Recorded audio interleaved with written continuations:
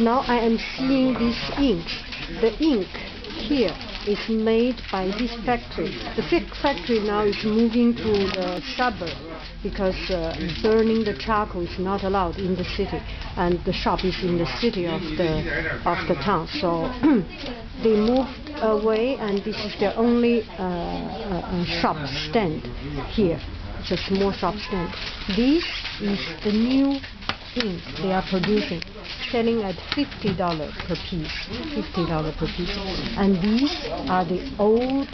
Comparing the price, this is much smaller but of much higher quality of the original recipe, and each of it sells at $100. It is above my ability, but I would like to smell it.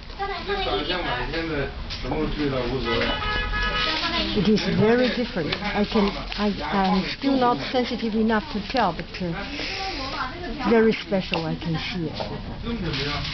This is the old ink.